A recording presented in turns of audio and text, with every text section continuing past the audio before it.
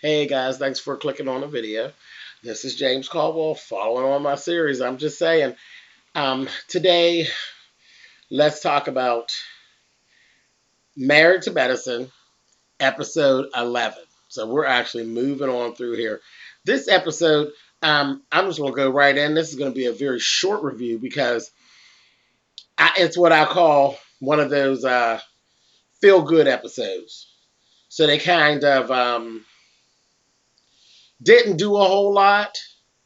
There was no real drama going on.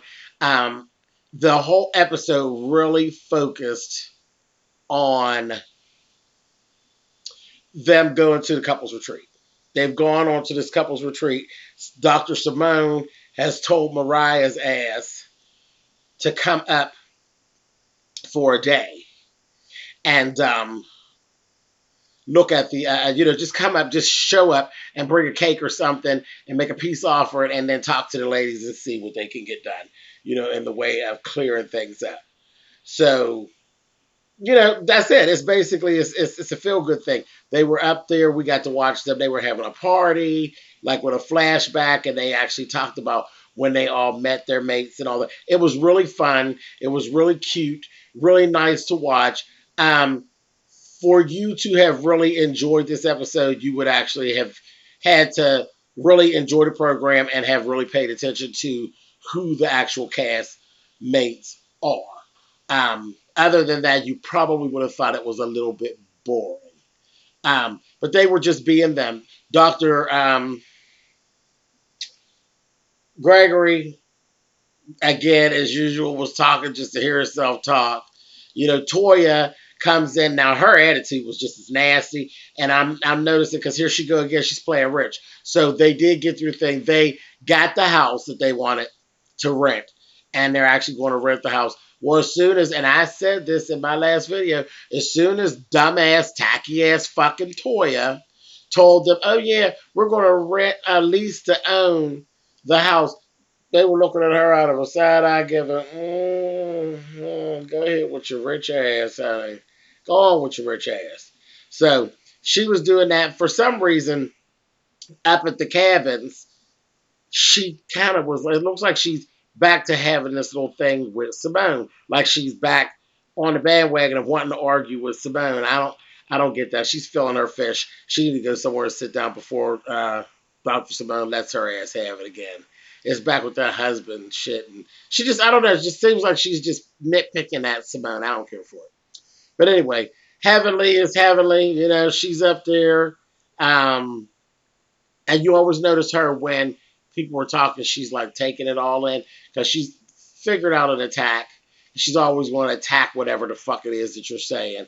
But that's Heavenly, because she's like looking for all the loopholes in Toria's story. She's like, who gives up $50,000 trying to buy a house and then turns around and then they're renting a house? She said something's going on in that story, and I know she don't think anybody's crazy. So she's like waiting to get her. Oh, and Miss Heavenly, that damn Dr. Heavenly, she liked to get her juice on, honey. Because Toria's husband Shore asked her, why is it that your coffee smells like Crown Royal? So she was over there cracking up. She was in her juices. But then Mariah had her ass at home, and we're about to wrap this up. Mariah had her ass at home. Now she wants to be like Lisa Nicole. So I'm seeing her now, but she's trying to be fierce. This bitch is trying to start her own MLM. So I guess she would be trying to be like Candy Burris did with the sex toys and try to create her own MLM. And it's some type of cinnamon type of drink shit called Cinnamon Girl. And I'm laughing at her because now you're so upset. You've been so upset. They're sitting at the table. Child, Shoot Lucy was there at the house. She had this green blouse on. I said, if she don't look like a knockoff of one of the castmates of Wicked, she just looked crazy. And shit, that damn wig. I don't know what the fuck it is about that wig. That wig is just ridiculous. And when the wig got pulled back on the side, baby, the size of Shoot Lucy's hair is in major need of a relaxer. It looked like ground meat on the side of her fucking head with all of that goddamn hair jammed up on top. She looked ridiculous as usual. Ridiculous. But she went, and as mad as she was a quad and Mariah was a quad, when they were talking about, bringing people in to talk to about the Cinnamon Girl brand and all that, did she not have the nerve to say, I would just send an invitation to anybody? So how mad are you really, bitch? How mad at Quad are you really, bitch? When now you want to get into her network, you ain't mad no more? Baloney. Just full of bullshit. But anyway, that's basically all that really went on. There was really nothing that went on. Like I said, it was a feel good episode. Now, what you did see, all of the couples, every castmate that there is, was up at the cabins. Nobody is screaming and yelling at each other with all that over the top drama. Mariah's not there. Now, the proof is in the pudding. Everybody's not lying on you, Mariah, but you're a troublemaker and you're a clown. Anyway, so that's basically all that happened in the episode. Now, let me tell you guys where I got life from.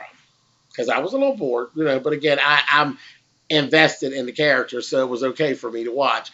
But let me tell you where I got life from. Andy Cohen had his What's Happening, What Happened, what is it, What's Happening Live, or, yeah, whatever that is. That's the show that he has when it comes on at 11. And he had Mariah as a guest, and Andre Talley was a guest. And they were showing, there was a scene where Quad was packing her things to go up to the cabin. Then there was a scene where Mariah was packing her things going up to the cabin. Well, Mr. Talley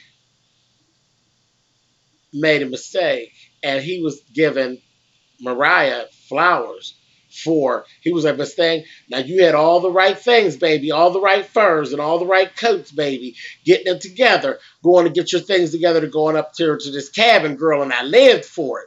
So when he started talking about the pieces that were being put in, she said, wait a minute, honey, that was Quad's scene of her getting her things together. And I said, boom, right in your face.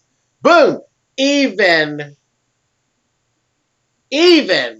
one of the highest names in fashion that there is knows that Quad is the real deal. Bitch, and you are a clown. And he told her, he says, oh, baby, I'm so sorry. And he said, you had some fierce furs and things in your luggage, too. She said, well, what else did I need? She's always being shit. What else did I need? He said, more fur. I said, oh, now she knew not to try to read that faggot on TV, honey. He let Mariah have it. And all after that, you seen her, she was trying to be like, she was a little shady with him. It didn't make a difference. He let you have it. You are not the shit. There's nothing about you, Mariah, that actually compares to Quad. It just is what it is. You need to accept it and fucking move on. She is a fan favorite. She is more interesting to watch. She's more relatable than you are. It just is what it is. It is what it is. You do certain things that she does. For her, it comes off as funny. For you, you just come off looking like a bitch. It is what it is. Go on and make your little cinnamon drinks and go on about your business. Then they did a poll. Whose side are you on? Mariah or Quad? The poll came out 61% Quad.